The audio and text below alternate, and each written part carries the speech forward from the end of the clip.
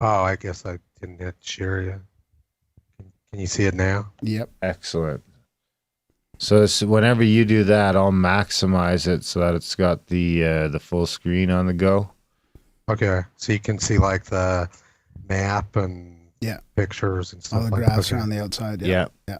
All right, so how do I get out of the screen share? Yeah. Is the next There question. should be something at the Oh, there. Oh, wait, there it is. yeah. Yeah. Stop sharing. Okay, good. Awesome. All right. Okay, so we know how to do that. Yeah. Right on. All right. Yeah. So if you, if you don't want, if you don't have it in you, we can go an hour, we can go less. It's all up to the guest for us. So we can go more or less. It doesn't I matter. mean, So I can talk about this stuff for days. yeah, it seems to go, the hour seems to go by pretty quick. Yeah. Yeah. It's I about have the perfect time. I have about 20,000 hours worth of research into Yeah. this. So Yeah, exactly. it's not. Yeah. And we I'm- appreciate it. Yeah. We've had Yeah, on. I'd love. I'm All trying to think who our first person we started going down this rabbit hole. I think our first was Don Easterbrook. Don Easterbrook. Yeah. Dr. Don Easterbrook. Yeah, I've written some books with him. He's a good guy. Yeah. All right. Well, I think I'll get this. We're good to go.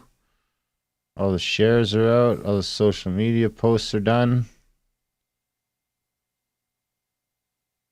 Are you ready to bio it up? Yeah.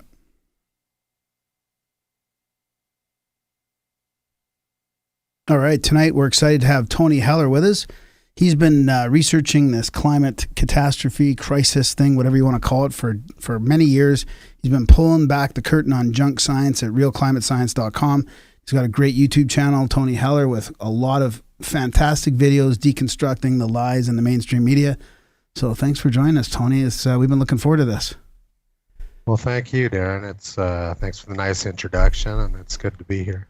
Yeah, it's been like I was saying. I told Darren, I was like, Darren, you got to get this Tony Heller guy on because I've been watching your videos, and so actually, I'm surprised that you're still out on YouTube. I really am, because you're really pushing hard back against the lies, and you're showing like you're deconstructing these media headlines that everybody gets all wrapped up in a tizzy, and some of them are like the exact opposite of what's really going on. So we really appreciate that. Well, what I do is I only use like official government sources for my data. And then I use a lot of articles from the New York Times, and what are they going to use to shut me down? I mean, I'm using their own stuff, their own sources of information. So they would have a pretty, and if you look at my videos, I typically have about 99.5% likes. So Wow. it would be quite a stretch for them to come up with an excuse to shut me down. That's true, but they seem to be doing it to a lot of people these days. I mean, it just because you really are exposing how bad it is. Yeah, I'm very careful not to use any words which they can use against me. I'm a pretty hardcore environmentalist. I've been an environmental activist for almost my entire life. I worked as a wilderness ranger for a while. I was involved with fighting for the Clean Air and Clean Water Acts back in the 60s. I testified at a congressional hearing in 1972 in support of a wilderness area in Utah. So I have pretty solid credentials as an environmentalist. Plus, I've got 45 years of professional experience as a scientist and an engineer. So my background's pretty solid. Yeah. So maybe let's summarize for people, because there is a way you could summarize what you've been doing. Like for me, I've been watching your YouTube videos, and Darren's been seeing your tweet. Like when I asked Darren to try and track you down on Twitter, he was like, "Oh yeah, I'm already on it." Like I watched this. I watched the. I think you and Scott Adams were going back and forth for a while, and that's kind of when I got caught. When I got turned on to you. Okay. Yeah, I really appreciate Scott. Gave me a lot of good exposure. Right around the time when he started talking about me, my YouTube viewership about doubled. Oh wow! So I know him, and so he's been up and down. At first he was really excited about my stuff, and he said he was going to have me on the show, and then for some reason he didn't have me on the show, and then he started trashing me. but he's more back on the positive side. so, I'm a huge Dilbert fan. I let him know that. Like I always go to Halloween. I always dress for Halloween at work with my Dilbert tie and Dilbert outfit and everything. So it's pretty much who I am. I am Dilbert. Yeah. So actually, so it's funny. So at one point he was kind of trashing me, and he said something which directly went against one of his Dilbert cartoons, and I said, well, I'm a big fan of Dilbert, and I'm going to have to go with Dilbert on this one. and I think that really softened him up a little bit. Yeah, softened him up. Yeah. What was he trashing you about? Like, what was the thing that got him in a tizzy? Because when I've been watching enough of your videos that I don't know what would make me think that. For some reason, he just started saying that. Well, everything I was saying was just conspiracy theory, even though I very clearly document all of the information I provide. Right. And so I pointed him to a Dilbert cartoon where he was basically saying exactly the same thing about climate scientists, which I was saying. And I said, sorry, I'm going to have to go with Dilbert on this one. Oh, that's awesome. So, yeah. Yeah, we've had Scott on the show. Darren, we're a big fan. We've read his books and stuff too, and we like some of his work. He's coming back on November. Talk about his new book. Yeah, he's a good guy. I've been a fan of his for 3 decades. Yeah. So I think the one I'm aware of, the main manipulated chart is the one Don Easterbrook showed us, which I think was like the 30s. He had this old chart from the 30s he pulled up, and he was like, if you look at my chart, all these temperatures have been knocked down like 5 degrees Fahrenheit or something like that. Yeah. I actually published a couple books with Don, and I think I actually wrote the chapters about the temperature, about the removal of the 1930s. So, and I have some slides covering that. Which we can go over today if you want. Yeah, for sure. I mean, that's kind of what I was getting at with the summary of what I've watched over your work in the last while. It seems to be there's a theme of there's either things have been deliberately tampered with, or they're just selectively editing charts and graphs to show a certain sort of trend. And there's just seems to be a pattern of ultimate lies and sometimes even misinformation that's completely backwards.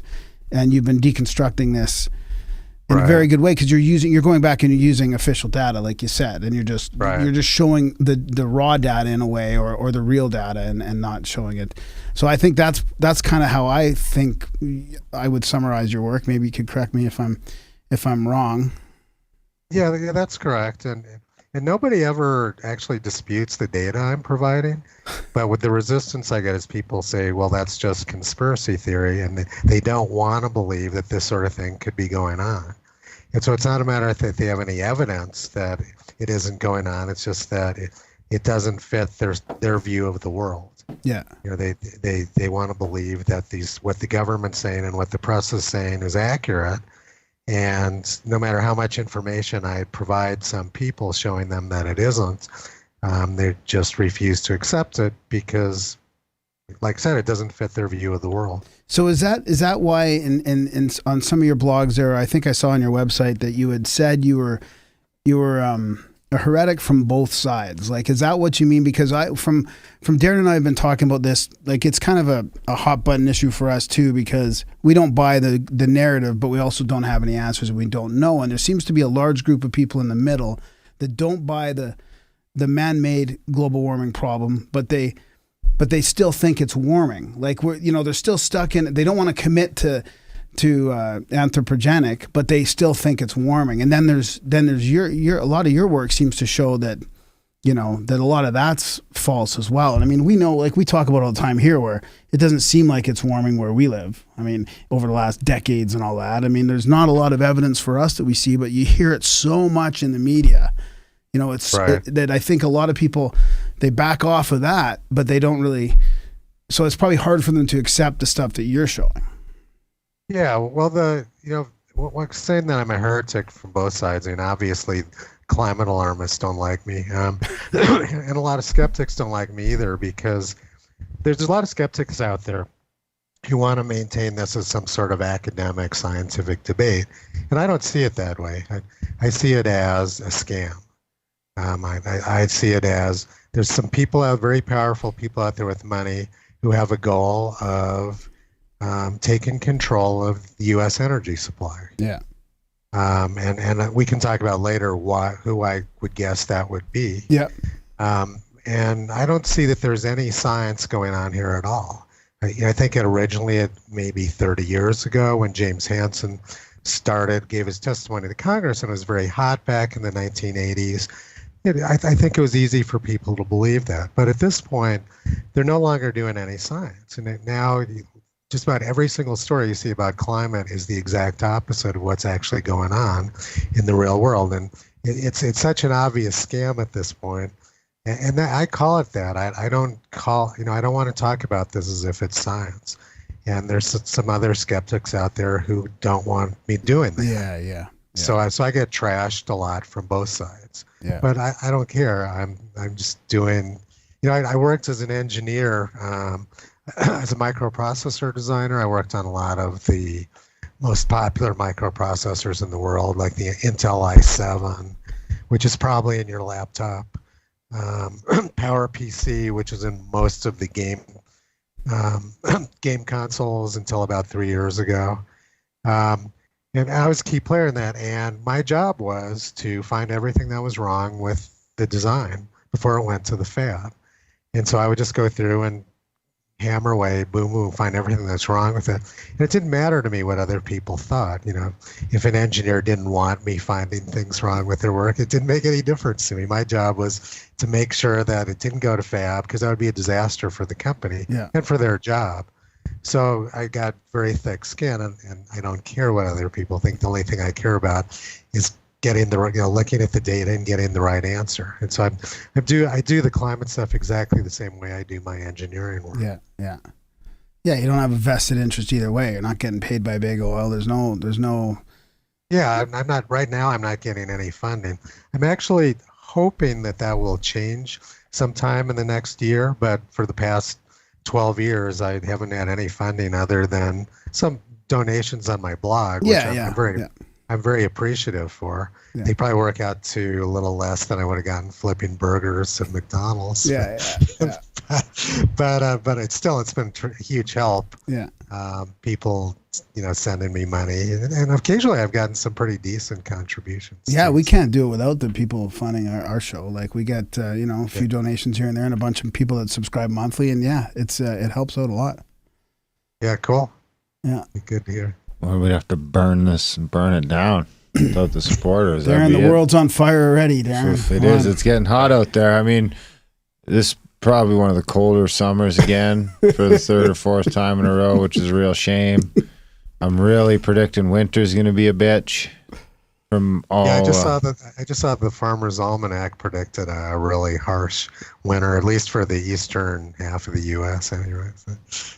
Well, let's hope it's different. So I was a diehard climate, global warming believer for a long time. I worked 40 years ago. I was working at Los Alamos Labs as a geologist, and my boss introduced me to the idea, and it all seemed very believable. I mean, the basic idea, is very credible. And during the 1980s, we had a lot of very hot weather. The year 1980 was an incredibly hot summer in a lot of the United States. In the Southern Plains is probably the hottest summer on record in Texas and Oklahoma. And then 1988, when James Hansen gave his testimony to Congress, that was an extremely hot year in the Midwest and the East. It was probably the hottest summer on record in the East, and so a lot of things seem really credible. And I was working in Europe a lot in the 90s, and it was extremely warm. I would fly into Heathrow in London in February, and the grass was green. People were out water skiing, and I lived in England in 1969, 1970, and it was much colder. So the whole thing seemed very believable to me. And I even went to a city council meeting once around 2002. I was a soccer coach, and we were having a terrible drought here in Colorado, and I pleaded to the city council to open up the soccer fields they'd shut down the soccer fields for the kids because they didn't want them getting damaged. And I told them, I said, look, with this global warming thing, it's just going to get worse and worse. So, the kids are just going to have to learn how to play on bare ground. So like they do in Brazil, and they have a lot of good soccer players in Brazil. So I convinced them to open up the soccer field, or at least a few of them. So that, but later on in the decade, I started looking at it more and started seeing things happening with the weather patterns, which didn't seem to fit in with the, with the theory. And so I started investigating it more, and I started finding things that were very disturbing with how data was being handled. Right. And that sort of became my area of focus, was looking at what was going on with the raw data and the discrepancy between the raw data and what was being published.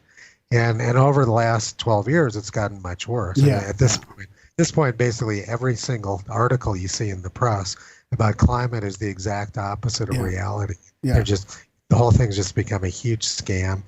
And newspapers like the LA Times and the New York Times have an open policy of refusing to print any opposing information. Yeah. They will only print information which comes from their sources, which essentially means that they will only print misinformation on this topic. I think that's on every topic, from what I can tell. Yeah, probably. Yeah, I guess I wouldn't. Yeah, I grew up in a household where like the New York Times was delivered every single day, and for my mom passed away a few years ago. My dad, for him, it's still gospel. And I talked to my grandma. She's 97 last year, and she said the same thing. They're all from New York. They think everything in the New York Times is like God's word. And I couldn't understand it till a couple months ago. I was researching some stuff in the New York Times from about 1911.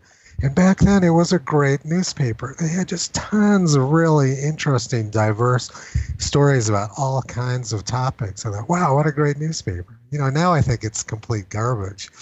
But I understand now where their reputation came from, that they used to be a really great paper. Yeah. Before the CIA come in, yeah, got it. I'm like, yeah, it's a real shame. Doing the podcast 6.5 years, it's like slowly you throw out all the textbooks, and then it's like, okay, so most of history's fake, and then you can't trust any of the news networks, and it's like it doesn't leave a lot left. There's not a lot of pillars of industry left standing, really. Well, and it wouldn't be so bad if they were just arguing whether ghosts are real or these frivolous topics. But this is like important consciousness. This is conscious fear mongering, and like you say a lot in your videos about they're creating policies based on this alarmism. I mean, it's costing me money. It's costing us money too. With we in Canada here, we had to start paying carbon taxes, and it's just getting ridiculous. Well, it's not just that they're creating policies on it. It's that stuff is specifically being done to push towards those policies. Yeah, that's the purpose of it. Right. Yeah. Eisenhower in his farewell speech in 1961 warned about the danger of a scientific and technological elite seizing control of public policy. And that's exactly what we see going on here. We have someone who's trying to use this group of, this small, and it's a small group of scientists in order to do that. I mean, if you look at who actually gets quoted in the press, maybe a dozen of these same people get quoted over and over again. Michael Mann, Catherine Hayhoe, Jason Box, a few other people. And they always say there's a 97% consensus, yet for some reason they can only find maybe 10 actual scientists who are part of the consensus. So I guess that means there's only like 11 scientists in the world or something. To what end? To what end? Well, okay, so if you want to get into that, so the big thing, right, is they want to shut down the fossil fuel supply, which we're all completely dependent on it. I mean, if people drove up to the gas station in the morning and there wasn't any gas, it would be a catastrophe. We're completely dependent on our transportation, our food supply, everything, heat. staying warm, heat, communications, everything we've got is completely dependent on fossil fuels. And if they actually succeeded in shutting it down, it would be a catastrophe, beyond their comprehension. I don't see that happening. I see what happening is if they're successful in shutting down like the US and Canadian fossil fuel production, then what happens is we get forced over to buying it from the Middle East, and in Europe, they're forced to buy natural gas from Russia. So to me, that makes it those two are the most likely financiers of all this. And those are the people who would benefit from anti-fracking stuff, from shutting down, keeping it in the ground, would be Russia and Saudi Arabia. Huh. So I don't have any evidence that they're behind it, but usually that's how I analyze this stuff, is like who would benefit from these actions. And it's obviously people with a lot of money, because they're spending an incredible amount of money financing this scam and financing all the journalists and everyone else behind it. So they seem to be like likely first places to look. What about the actual the oil corporations themselves? Just sort of, do they get to do any? Are they profiting from any? Throwing an extra percentage on? They probably are profiting some from taxes. It gives them an excuse to raise prices, but I don't really see that they would be primary beneficiaries of. And I don't see them being behind it. Because there's people like, Alexandria Cortez throwing out some incredibly dangerous ideas, which would just basically shut the oil companies down. And I don't see them being in cahoots with that. So the people who would make sense to want to do that would certainly be Russia. Russia's an obvious target, and maybe Saudi Arabia. Yeah, it just doesn't seem like Russia's that's part of that that's globalist where Russia's thing, meddling is. They've got you all believing in fucking global warming. Can you imagine if that's it? Everyone's heads would just because everybody else thinks they're against the globalists, and they're sort of people would just drop in the streets. They couldn't Yeah, comprehend it. But if they could shut down fracking, though, then Europe would have to buy their natural gas from Russia instead, like they used to, instead of, the United States. All the fracking in the United States has hurt Russia financially very badly, because they're buying cheap gas from the U.S. instead of expensive gas from, the Eastern Bloc. They should be buying it from Alberta. Yeah. We get you on the sales team. So what was I going to say? There's so much. There's so many things to talk about. The opposite, you mentioned that these things are actually the opposite of what's happening. That seems almost purposeful to me. It almost seems like. Oh, there's no question it's purposeful. It's 100% purposeful. To get it opposite, to get it, to just take it and go, we're going to just say the exact opposite of what's going on, and then people are going to, it just seems so hard for me to comprehend people doing that. Well, this would be a good time to jump into my slides. Yeah, let's do it. Let's do it, because I want to show some, we want to show some examples here, and then we can get back into the motivations behind it a little bit.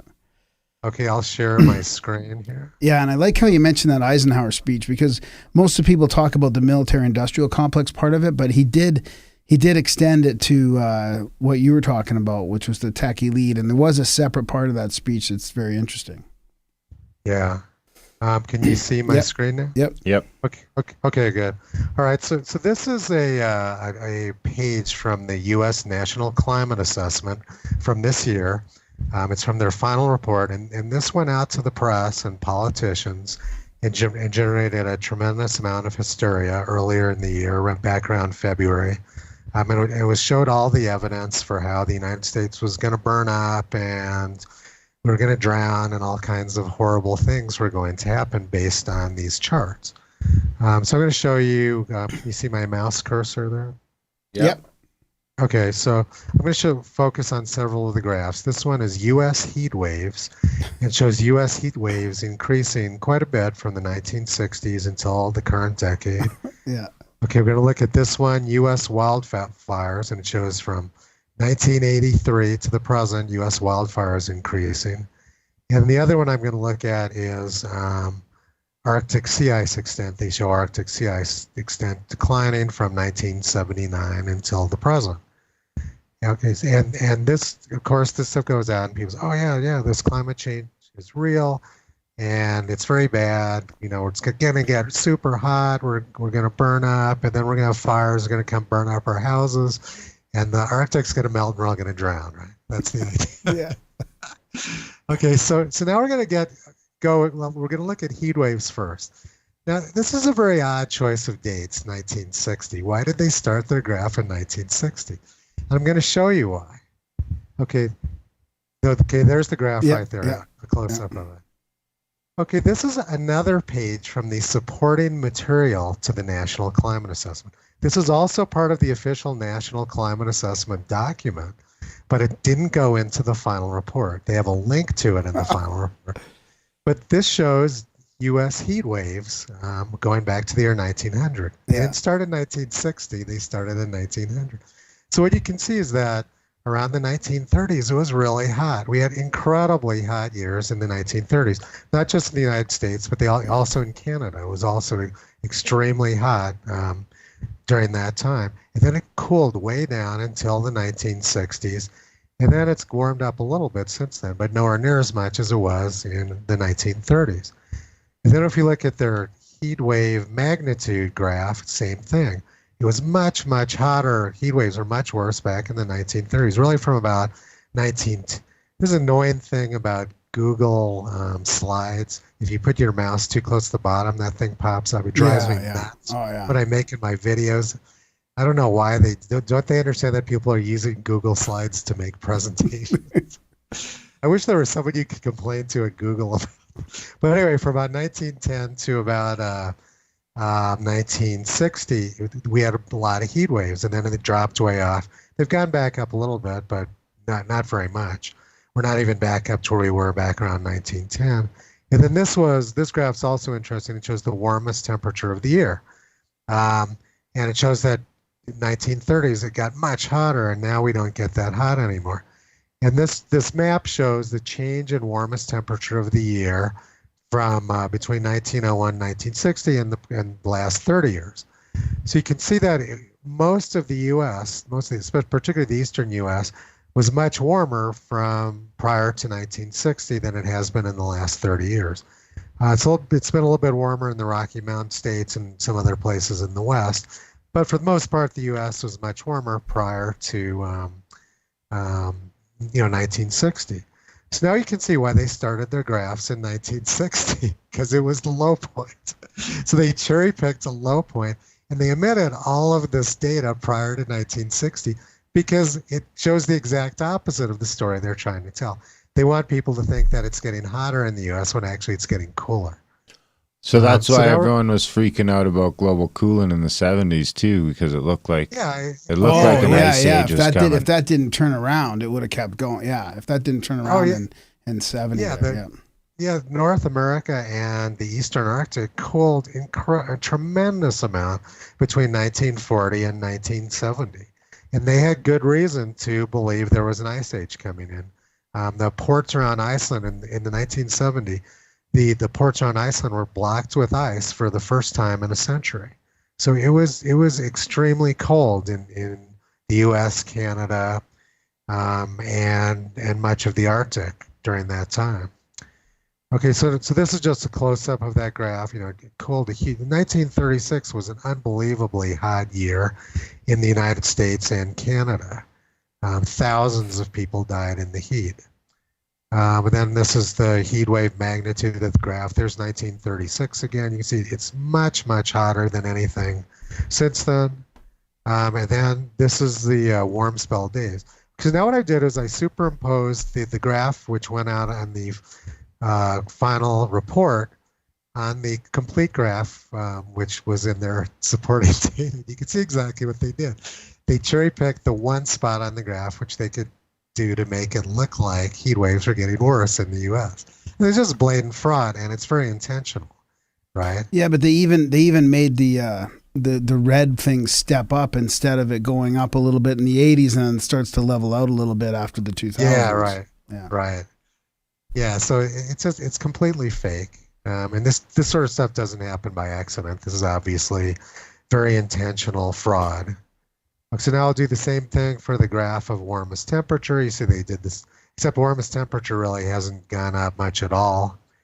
And then, okay, sorry.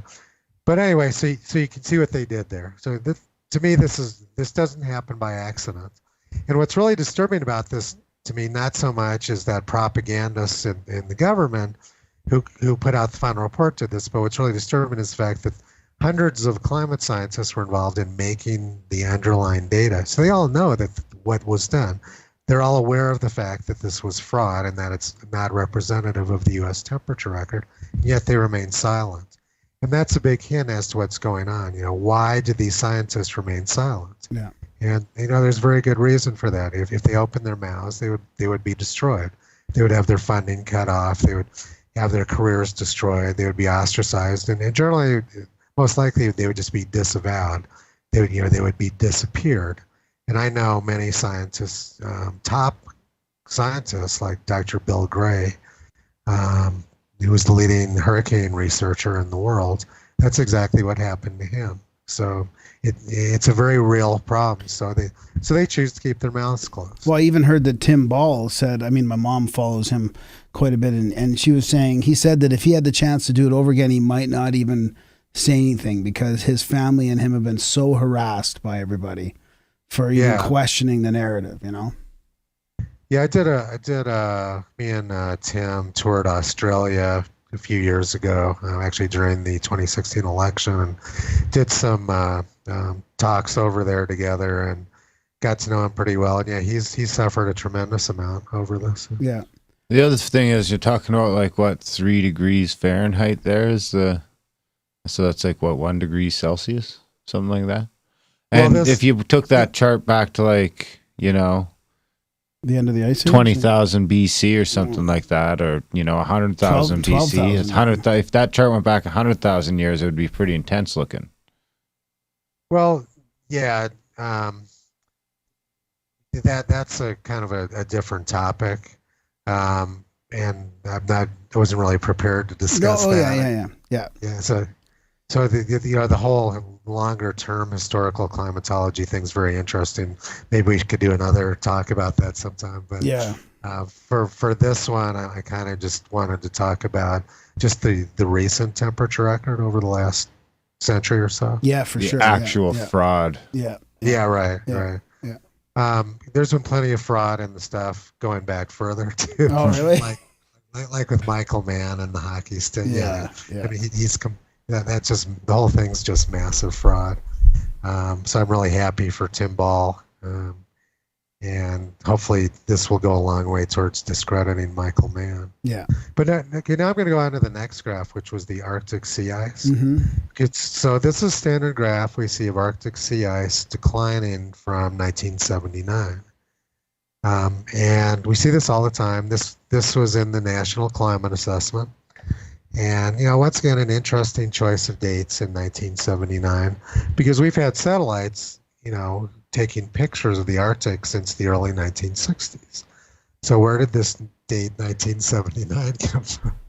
And also notice that actually, since about 2005, it actually has not gone down. It's actually increased since about 2005. That's another thing they don't talk about, but I don't want to talk about that here today. So now let's look at the 1979 number. So what they say is, they always say, well, 1979 is the start of the satellite record, right? Which is just a massive lie. And so here's the same chart from NOAA. Starts in 1979, and they show sea ice declining since 1979. But once again, not since 2006. It's been going on. Okay, so let's go back a little bit further. This is from the 1990 Intergovernmental Panel on Climate Change report, which was the first IPCC report from the UN, and it says this very clearly: satellite observations have been used to map sea ice extent routinely since the early 1970s. The American Navy Joint Ice Center has produced weekly charts which have been digitized by NOAA. And then at the bottom, if you look, it says in 1972 to 1975, sea ice extent was significantly less. So there we go again. It's the same story, right? They're hiding the data before 1979 because it was much less. And I'm going to go in a little bit of detail about that. Yeah, good. Okay. So these were the graphs in the 1980 Intergovernmental Panel on Climate Change report. And so this is the Arctic and this is the Antarctic data. So now let's just look at the Arctic data. So in 1973, sea ice extent was really low. But look where they start their graphs in 1979, where it was really high. So they're doing exactly the same thing they did with the heat wave data. They cherry picked a high point. They can say, look, it's going down. It's just madness. And so the other interesting thing to notice in this is that when the Arctic is increasing, the Antarctic is decreasing. And that's an interesting topic. It's not something I want to talk about here, but just something to be aware of. That they tend to move opposite each other for some reason. And then they tend to only talk about the one that's doing the thing they want to talk about. Well, yeah, right, exactly. Well, they've started trying to pull the Antarctic scam too recently, based on some low years the last couple of years. But that's super interesting. Yeah, but so if you were an actual climate scientist, which I'm not sure there are any of, you would want to understand, why is this happening? Instead of just hiding the data before 1979, you'd probably want to understand it. But they're not interested in that. That's not what they're paid to do. So let's go on. So this next graph shows all the data they hit, right? They started right at the high point. They hit all the low data before it. And once again, this data is satellite data from NOAA. Yeah. And so it's not like you're going there making up your own graphs. This is from their presentation, wasn't it? The earlier one? This was the Intergovernmental Panel on Climate Change, the official UN, global warming scam panel. They were more honest back in 1990 than they are now. It's a total scam, right? But back then they were actually making some effort to appear credible. I married a woman from the Soviet Union, and she told me that in Pravda had a policy of that they would make 80% of their stories appear to be somewhat credible in order to make people swallow the 20% propaganda. But the U.S. press doesn't do that anymore. They're 100% propaganda, which makes it fun for people like us. But for people who actually are taking news seriously, it's kind of bad. Well, because they can't even imagine that the lies are so outright. Like it's so bad. Well, you know what Hitler said. What? If if the bigger the lie. Yeah. So the more outrageous the lie, the more apt people are to believe it. Yeah, exactly. Because people say no one can make up a lie this big. Yeah. Now, I know you're not going to want to comment on this, and that's fine. But it really makes you wonder if when the Northern Hemisphere is in full-blown ice age mode and Alberta's under a mile of ice. Or 2 miles, yeah. Yeah, what Antarctica looks like. Yeah. Oh, yeah. Maybe it's like there's pyramids. They're just growing food. Well, I don't think Antarctica has changed that much because it's so close to the pole. I mean, just about all of Antarctica is within 10 degrees of the pole, so it stays frozen. But Alaska was pretty warm in the last ice age, and the cold air. The jet stream went way out, had a big ridge up north of Alaska, and then brought all this cold air down into places like Kentucky. So they had ice in Kentucky. So that is an interesting thing, is that Alaska was not particularly cold, and the first people are believed to have come to North America by walking across a land bridge. Sea level was very low back then. They believed they walked across from Siberia and then down Alaska into the western U.S. because they were able to find ice-free paths through Alaska during the last ice age.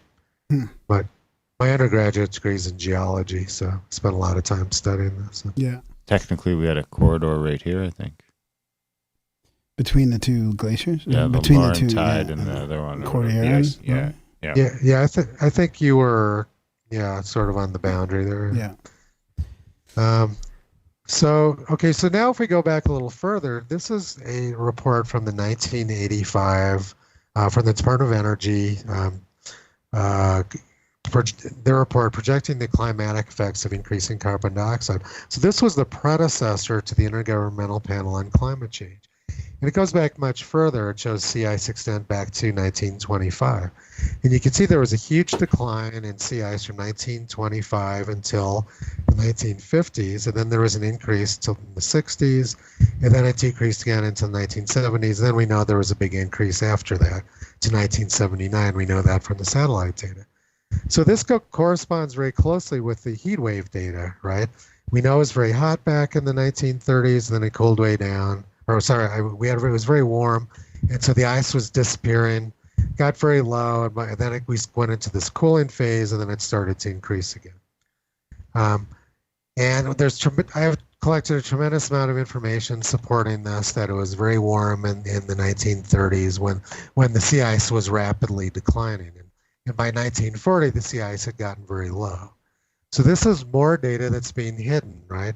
Obviously, the scientists know about it. The people who wrote the National Climate Assessment know that the sea ice was much lower back then, but they just ignore it because they want to start over here.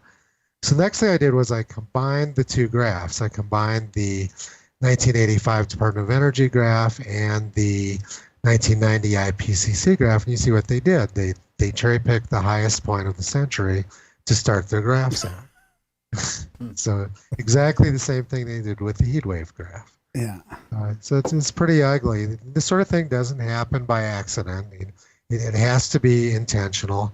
And all the people who worked on this graph have to know what they did. Yeah. But they choose to remain silent for the same reasons. They have careers and families, and they'll be destroyed if they speak up. Do you think how do you get them all to go on board? It seems so fucked up. Well, I just don't know. Yeah, it's like, what are they up to? What are they up to? Well, I mean, there was the hint back with the Club of Rome in that book, and they wrote global warming is going to be the new enemy, right? They wrote that in their book. And then when did they choose carbon dioxide to make that the component of global warming? Well, I don't know. Arrhenius started talking about global warming back in the 1880s. Right. So there's been discussion about it for 130 years or more. Yeah. But it was really in the 80s was when late 70s, I think, was when Stephen Schneider at the National Center for Atmospheric Research flipped over from pushing global cooling to pushing global warming. I think he realized that's where the money was, and so a lot of money started flowing in the global warming thing in the late 70s and early 80s. So suddenly it became very popular with scientists, with academics. Like the playwright Upton Sinclair said, it's very difficult to get a man to understand something when his paycheck depends on him not understanding it. That's one of my favorite sayings. Yeah. That's that works for that's even swung into just voting now, where we can just tell people to vote with their employment. Yeah. Wasn't there just a big scandal in the States where a company wasn't it Shell? Shell got caught handing out a thing saying if you don't go to the Trump event, then you're getting docked pay. Yeah, really? They wanted a common enemy of man, and that was in the 70s that they did that. The Club of Rome wrote that. Yeah. Yeah, that makes sense because that was when the money started flowing into this. So, yeah. Now there's, billions and billions of dollars flowing into this, which goes to academics. Like here, one of my favorites is here in Boulder. The University of Colorado and the University of Kansas got about $1 million to study the effects of climate change on prairie dogs. Like someone's not pocketing that. Oh, yeah. Well, the thing is that if you look at the temperature record for Boulder, there hasn't been any climate change in Boulder for 60. So what are they studying? The only thing that's affecting prairie dogs is they keep building up, new University of Colorado keeps building new buildings where the prairie dogs eat. So the whole thing's a total joke. It was just a scam, the whole thing. So that sort of thing, there's massive amounts of money coming in. And as long as academics toe the line, say the things that the people spending the money want to hear, the money keeps coming in. So they're perfectly happy to just go along with it. Yeah, but the other problem is, they're talking about, spraying shit in the sky to reflect the sun, and there's already some people saying we might be going into another ice age with the solar cycles. We're going back into a minimum or whatever, and What if they cause us to do the exact opposite and catastrophically send us into an ice age? Snowball Earth. Well, what's really funny to me about that is this year in January, Illinois set their all-time low temperature record. Right? And last year in 2018, New Year's was the coldest on record in the eastern United States. So we're getting these, massive intrusions of extremely cold air. It was extremely cold where you are last winter. And Montana had one of their coldest winters on record.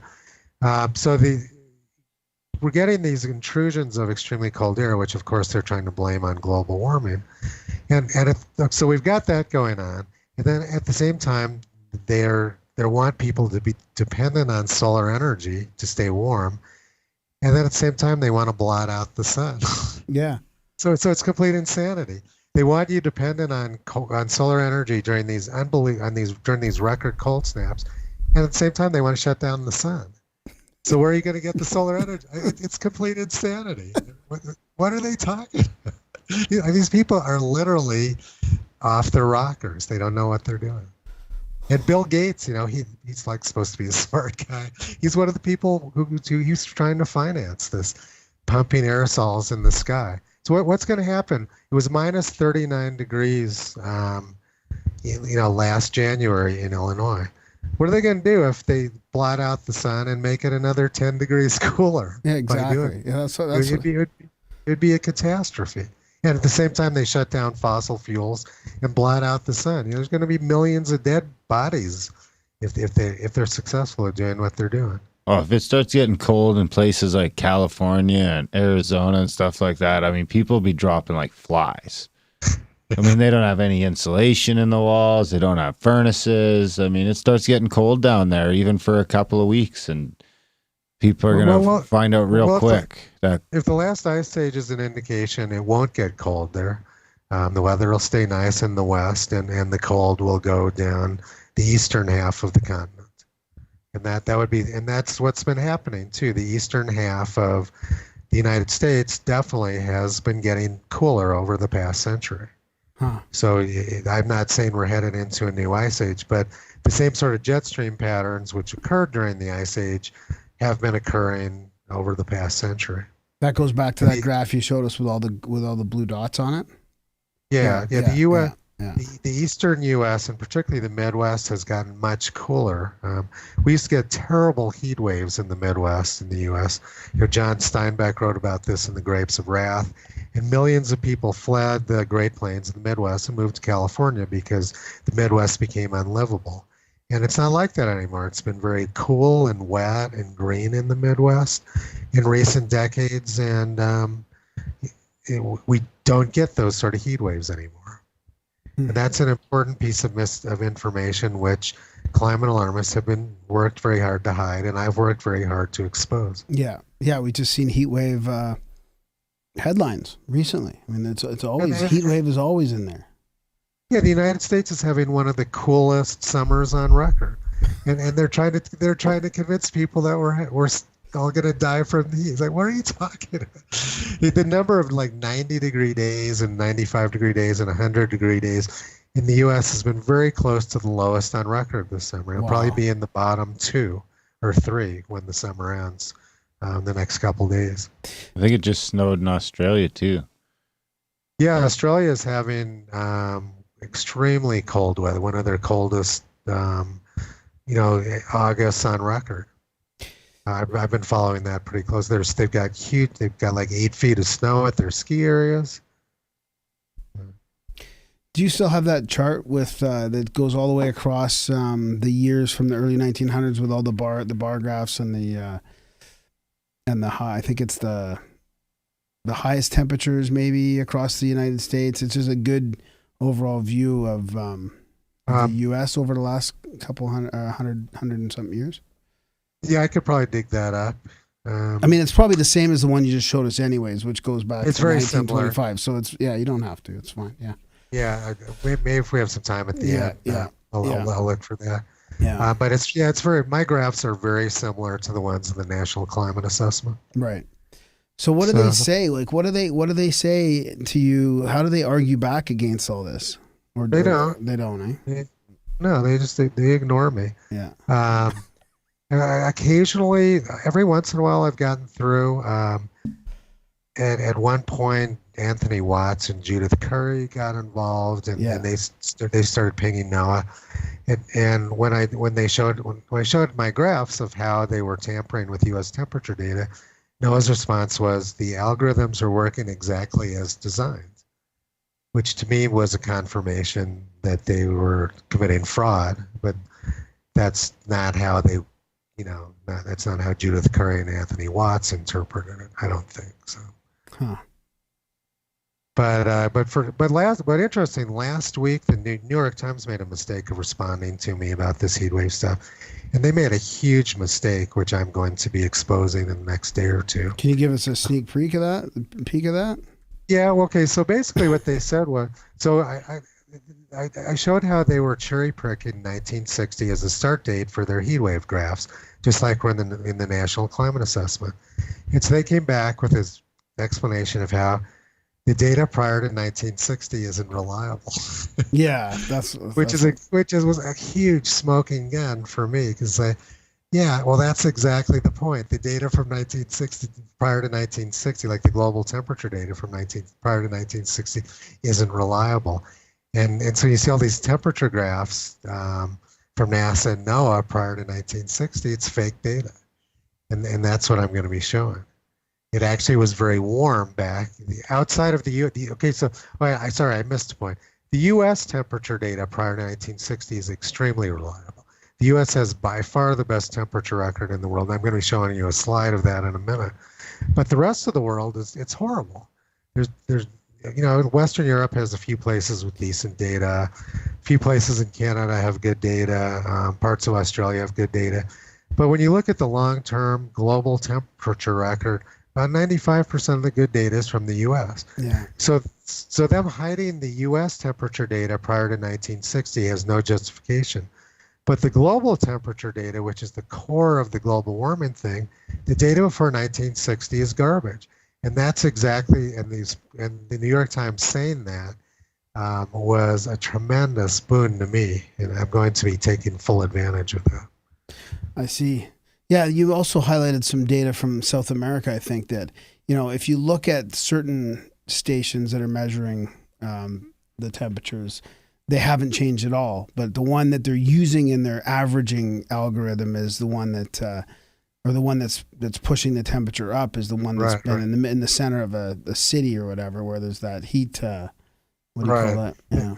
Yeah, heat island. Yeah, there's very little long-term temperature data in South America, and most of it's centered around Buenos Aires. There's a station right in Buenos Aires, and then there's a few stations in Uruguay nearby, with halfway decent long-term data. And Buenos Aires is a massive heat island. It's a huge city. It's grown tremendously, and it's shown a lot of warming, whereas the rural stations in Uruguay don't show any warming. So what they do is they average them all together and contaminate the rural stations, and then all of them show warming now. What they should have done was just thrown out the Buenos Aires data, because it was obviously contaminated. Yeah, that would have been the correct way to handle it. And so what they do is they just average in the contaminated urban data with the much better rural data and make it all garbage in the process. Yeah, and there's even, I've even seen other people talk about how some of the things aren't even working properly, but they still include it, or they just take a number of them out. I think one of your videos showed a good example of them making them E's, as in, that these aren't, they've taken them out of the data so that, it's up to like half of the data is missing. So, and you wonder which ones they're removing, when usually it's only a 10%. Yeah. Well, one of the nice things about the U.S. temperature record is that you can go in and remove data. I've done experiments where you just randomly remove half the data or 2/3 of the data. You still get the same results. And that's the sign of a good, solid data set. With a global temperature record, you can get any shape graph you want by picking the set of stations you want. The global temperature record is has such bad coverage, and it's so incoherent, they can shape the graphs any way they want. And so when you see all these graphs from different agencies which agree with each other, the only way that could happen would be if they were colluding. It would be mathematically impossible for it to happen by accident. Yeah. And that's going to be one of the collusion. Exactly. Yeah. Russian collusion, maybe. now this, well, yeah, Russia may be financing this, but I think it's mostly just collusion of U.S. agencies. So we all have a common interest of money. If it all comes to them, it comes down to the money. I don't think these scientists have a political agenda generally. I think it's just they know which side their bread's buttered on, and they want to keep the butter coming. Yeah. They like butter. Yeah. Anyway, let me go on to the next. Okay, so I want to show you some newspaper articles from 40s and 50s talking about the heat in the Arctic back then. This is from Saturday, May 31st, 1947. The possibility of a prodigious rise in the surface of the ocean with resultant widespread inundation arising from an Arctic climatic phenomenon was discussed yesterday by Dr. Hans Ullman, a noted Swedish geophysicist at the University of California Geophysical Institute. He was probably considered the leading Arctic expert at the time. He said that temperatures in the Arctic had increased 10 degrees Fahrenheit since 1900, an enormous rise from a scientific standpoint. The Arctic change is so serious that I hope an international agency can speedily be formed to study the conditions on a global basis, he added. He pointed out that whereas in 1910 the navigable season around Spitsbergen had lasted 3 months, and now lasted 8 months. So we know that the Arctic warmed an incredible amount, 10 degrees from 1900 until the late 1940s. In the other articles from 1952 from the leading American expert, Dr. William Carlson, who said the glaciers of Norway and Alaska are only half the size they were 50 years ago. So we know the Arctic was extremely warm in the 1940s and 1950s. The ice was melting, and we saw that in the DOE graph, right? There was a tremendous loss of sea ice during that warm period. And, by 1945, it was very low. And these newspaper articles confirm that. So we know that these graphs are accurate and was real. And this is all being hidden in the modern Earth. They start right at the highest year in 1979 and hide all of the very low years prior to that. So there's just intentional fraud that's being committed. Do you think? Yeah, sorry, go ahead. Do you think it's the reason it's becoming so blatant and disgusting is just because Trump, it's heading in the opposite direction, and they just keep trying to double down? Oh yeah, I think they're desperate at this point. Like I said, it's been one of the coolest summers on record in the United States, and you've got all these New York Times and everybody, LA Times, and all these politicians, and the UN trying to convince Americans that they're burning up. yeah, and they try to, and now they have Trump to use as a scapegoat with it too, as well. I mean, they're really trying to push this on Trump as well, because he pulled out of Paris and all that. I mean, right, they're trying to influence the U.S. election next year. That's very important to them to get rid of Trump, because Trump is ruining their plans.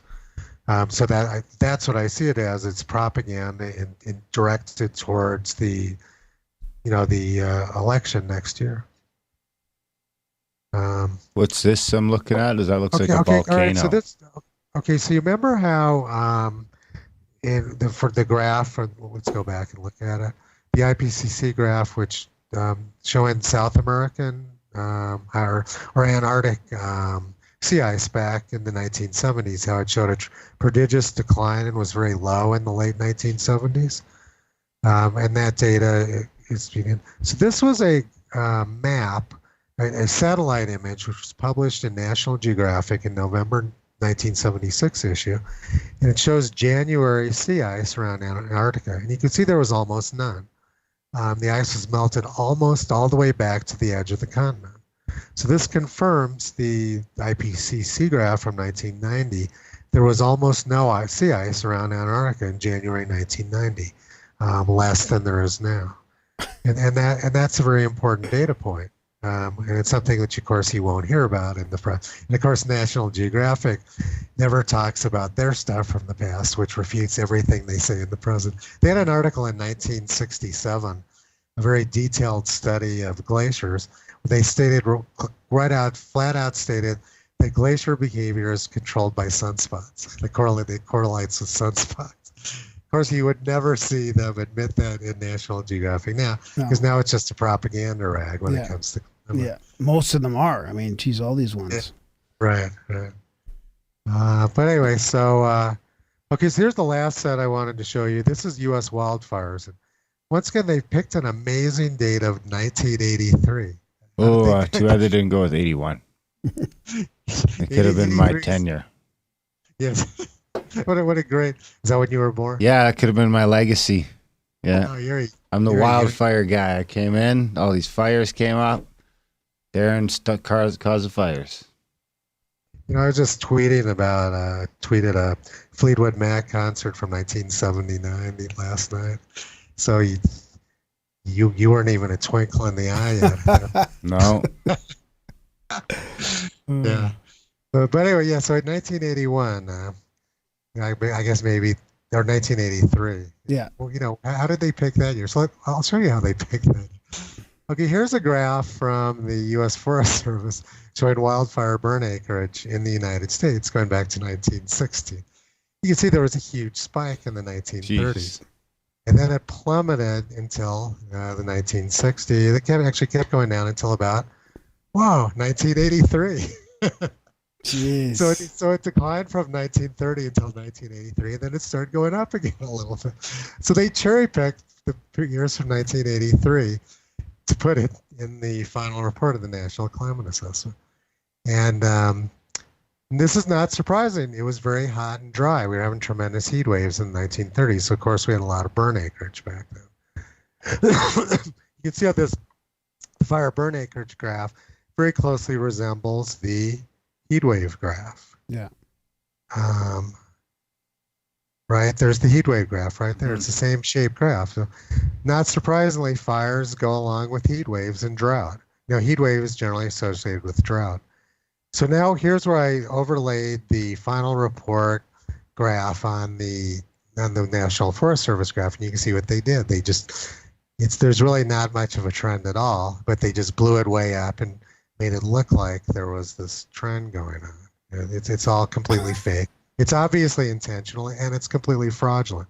They're intentionally trying to scare the public with misinformation. Yeah. The United States has gotten much cooler, it's gotten much wetter, and we have much fewer heat waves than we used to have.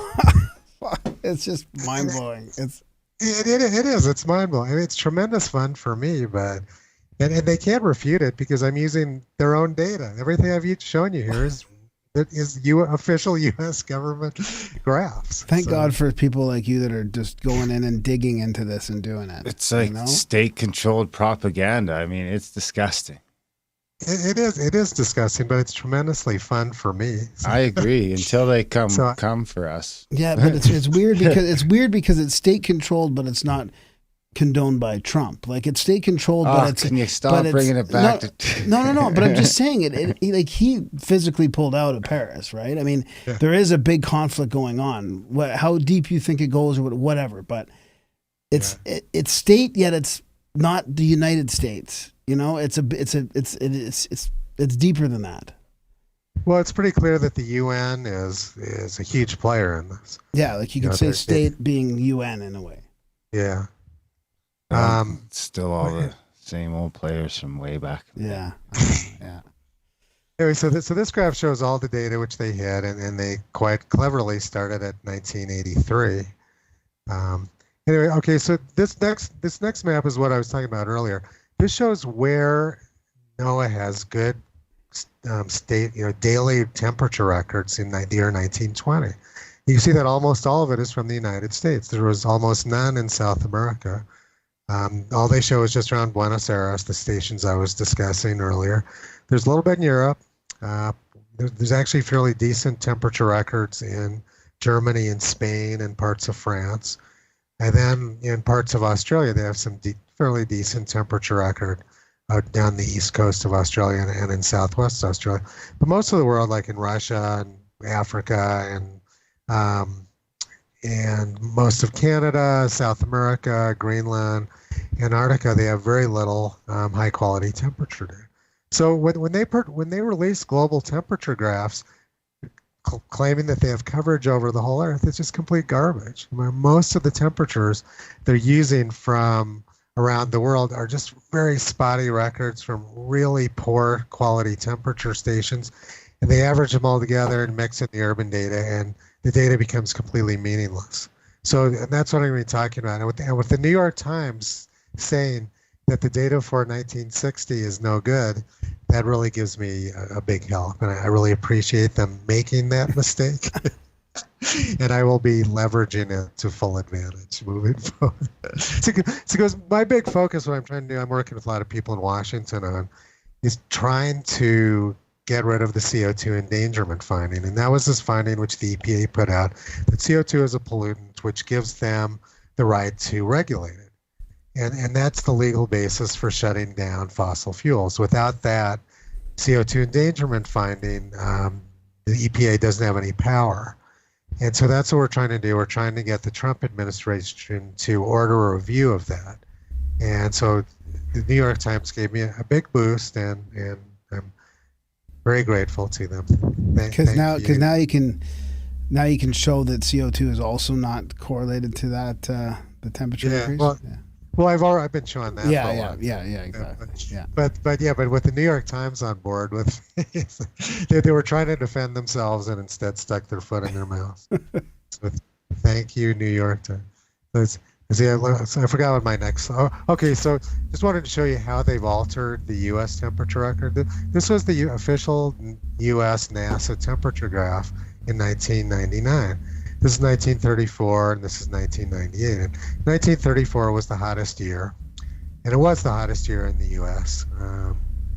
And now I'm going to show you the current version. Oh, look what they did. They reversed it. So I'll go back and forth a few times. They turned 80 years of cooling into warming just by altering the data. Cooling, warming. Whoa. So this is like straight out of Orwell, right? They literally rewrote the past temperature, the history of the United States, in order to make it look like the United States was warming. Pretty amazing, isn't it? And once again, both of these graphs are right off the NASA website. Not conspiracy. Wow. This is NASA's own temperature graph. Now, what's their excuse on that? Bad data, or how? Or they didn't even say it? They've come up with a few excuses. It's a long story about it. I've shown that all of them are either completely incorrect or wildly exaggerated. And the one thing they're not doing is accounting for the urban heat island, which would actually cause it to go. They should actually be adjusting the temperatures the other way.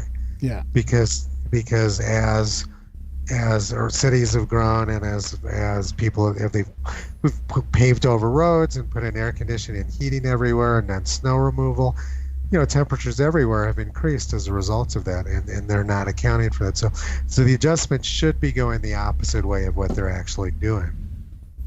So it's completely fraudulent. It's right there on the NASA website.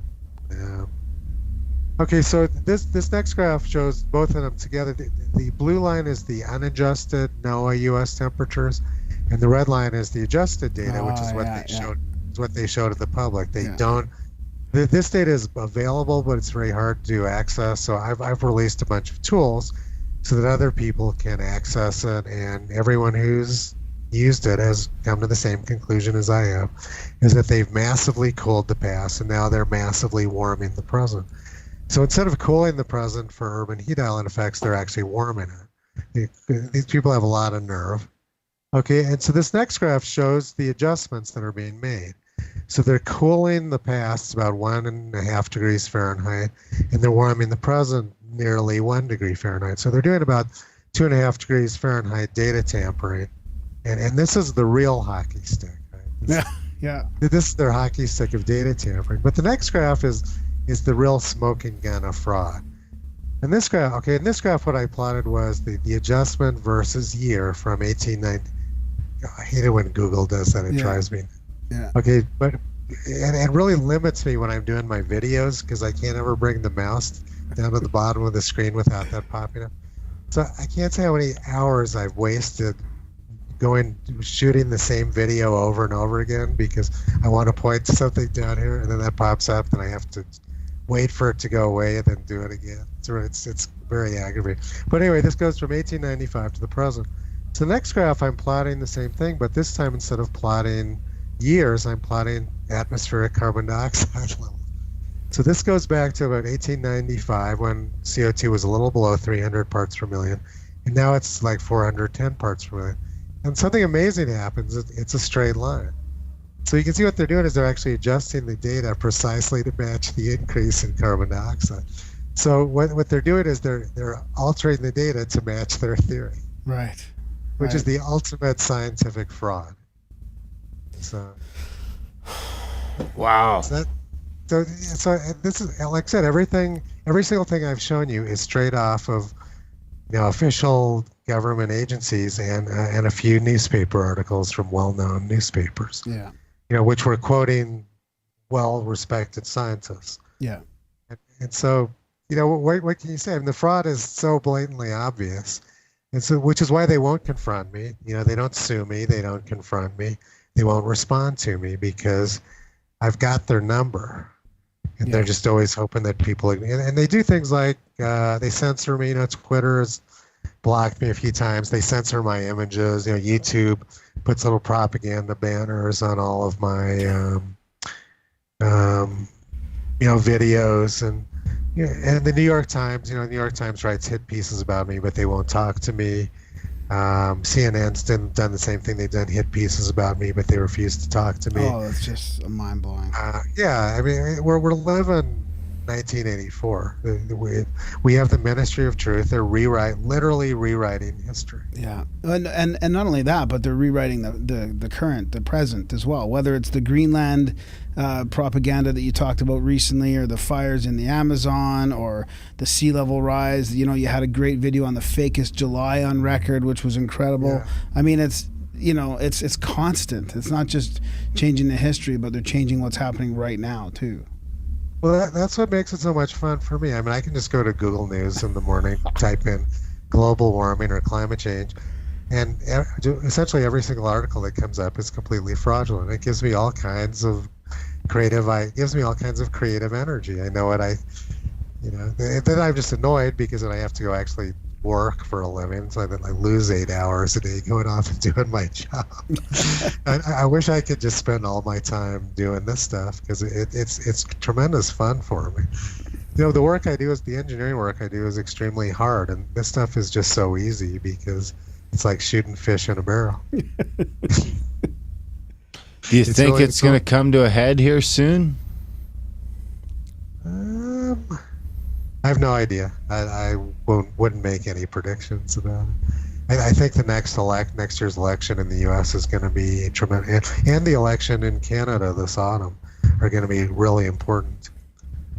Like, do you think, does it get to a point where the data, like they can't keep flipping it around, where people, I mean, we're talking about lifespans as well, like eventually people have got to be like, I was here in the 30s, and it was way the fuck hotter than this.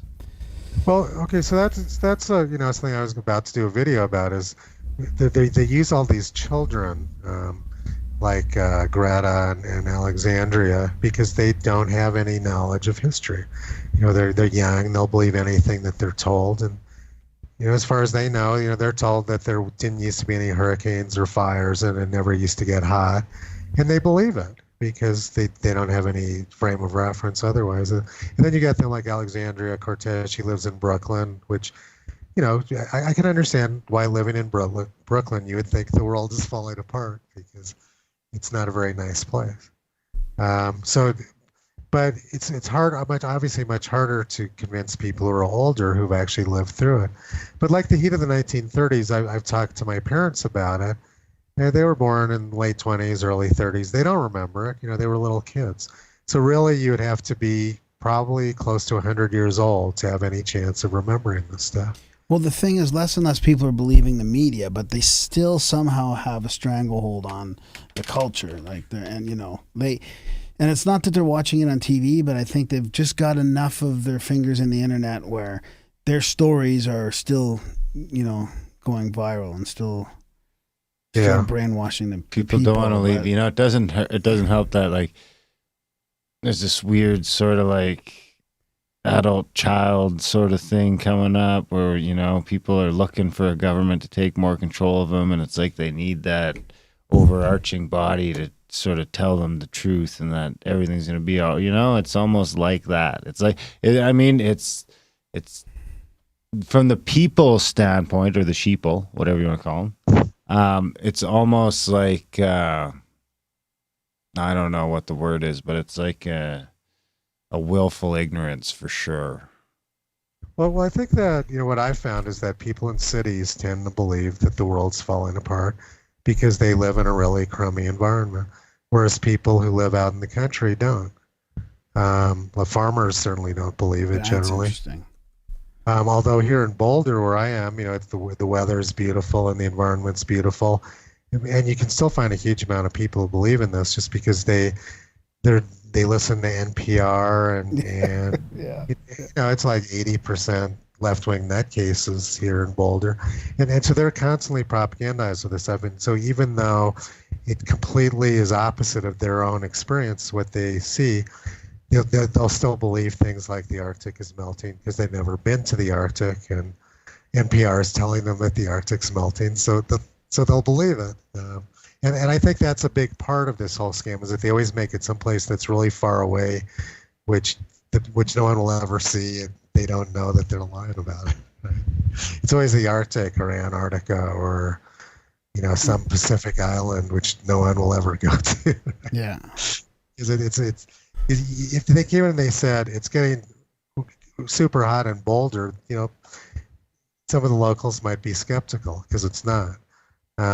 But if they say it's getting really hot at the North Pole, then NPR says so it must be true. And the New York Times says so it must be true.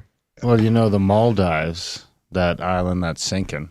They're actually selling the sand. Is the world's number one exporter of sand. I know. I was going to mention that example. That's just hilarious.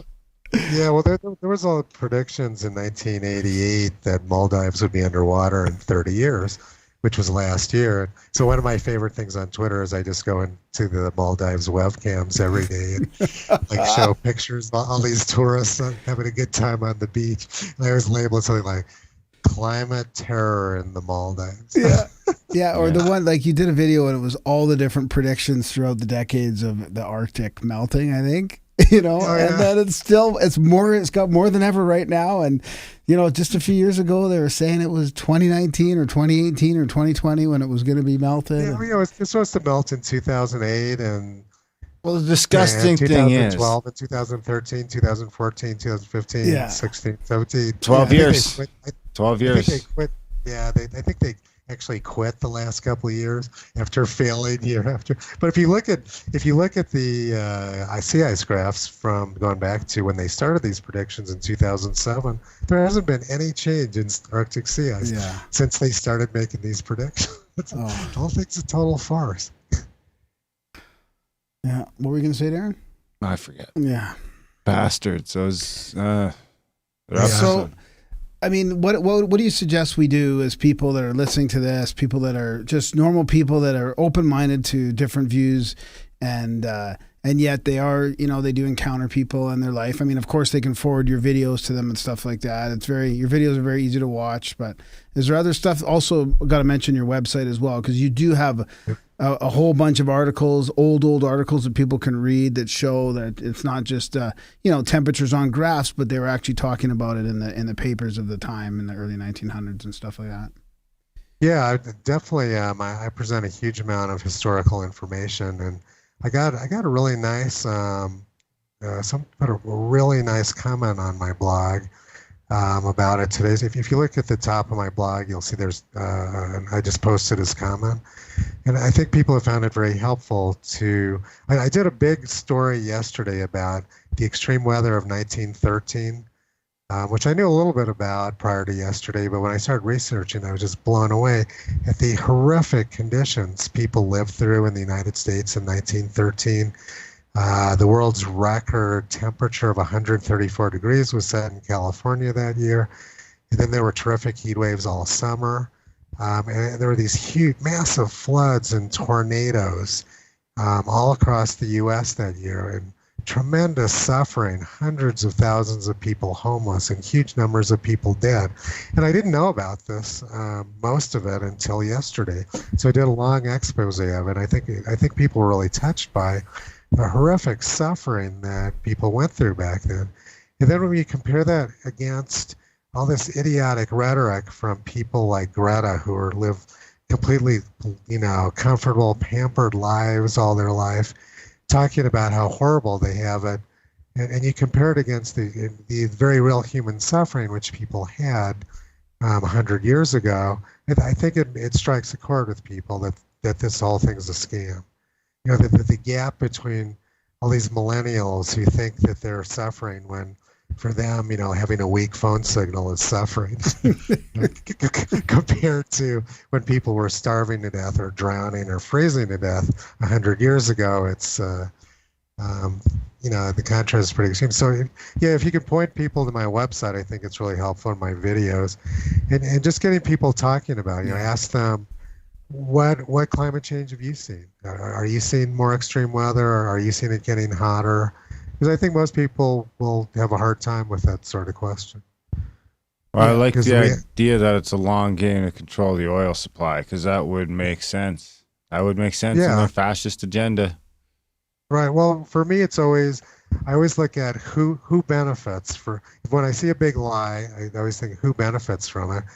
And the main people I can see who would have a lot of money would benefit from it would be Russia and Saudi Arabia. Yeah, it's interesting. Who are coincidentally, it's almost like that would make sense on why they're so demonized by our intelligence services. It's like a covert war over oil propaganda, or it's like fake outrage against fake outrage, because we can't be outraged about what we're really outraged about, because then people might catch on to the plot. Exactly. That's a really good point. Yeah. Because I'm pretty sure the U.S. intelligence services are in on this too, so that would make perfect sense that it's a shell game. Yeah, so our game is that they're all just fucking hoodlums and gangsters, and they just have human rights atrocities all over the place, and we should hate them. Yeah. And they're saying that the world's warming up. Yeah. And they're doing a pretty good job of sowing a lot of internal dissent at the same time, and that's probably just by accident. I don't have any inside information, but I just tend to look at who's the beneficiary, who would benefit from this scam, and those are the names that come up for me. I may be completely wrong, but we forgive you if you are. We believe you're just doing your best. That's all we can do. Yeah. Yeah, I mean, it's not my goal to figure out who's financing it. It's just my goal to expose that it's occurring. Yeah, that's good. I like that. But other people working on the money. Yeah. Yeah. Right on. Well, we appreciate you coming on the show, Tony. Come back anytime. Maybe we'll do that show we talked about before about the long-term climate. We always like to talk about that around here. We're good friends with Randall Carlson, and it's always fun to talk about because we were all on. We're from a place that was under a couple miles ice just a couple of millennia ago. So. I mean, it makes sense to us that the ice is melting. Yeah. Well, let me know. I'm happy to talk anytime. I could talk for a year about this stuff. I've got a huge amount of material, and I enjoy it. I mean, I don't get upset about this stuff. For me, it's all just great fun. So yeah, anytime. Well, you got to have thick skin because they're attacking you. They got They got fake websites out about you and all kinds of stuff. So you got to have thick skin. He's a master troll. So, I'm telling you, you got to see the Twitter account. He plays it well, like a pro. That's awesome. I just saw there's a brand new Twitter account, Stephen Tony Goddard.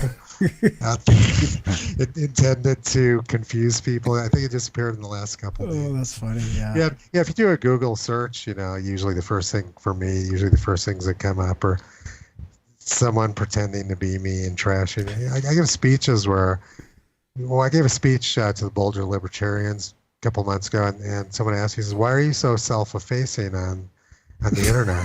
And I'm like, "What do you mean?" They didn't fall so he for starts that, reading did they? me. So well, that's not my website. It's just someone pretending to be. So apparently it works. Yeah. And I've lost jobs over those websites too. Just think the guy who's controlling that account, his height of fame will be getting something written about him on the porta potty wall at work one day. That'll be his height of disinformation. Anyway, Tony, come back anytime. This is fantastic. Keep fighting the good fight, and we'll keep doing what we can to send people your way, and we'll have you back. Maybe next year when it's colder again. All right. Thanks, Darren. Thanks, Graham. Okay, thanks, buddy. Bye Take for care. now. Bye. Is the mouse broken again? Yeah, mouse broke. And that was our chat with Tony Heller. What'd you think, buddy? Luckily, he hung up. I loved it. Couldn't. Yeah, it was good. Yeah. Oh, it's perfect examples, But I'm telling you, his videos are good because he deconstructs the one news article at a time, one news story at a time.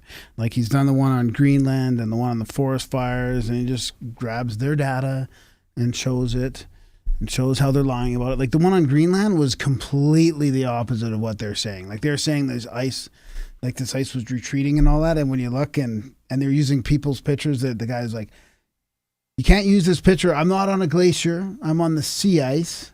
Mm-hmm. And they use it anyways, Huh. trying to show that that it's retreating and it's melting. Like it's just deception at every level.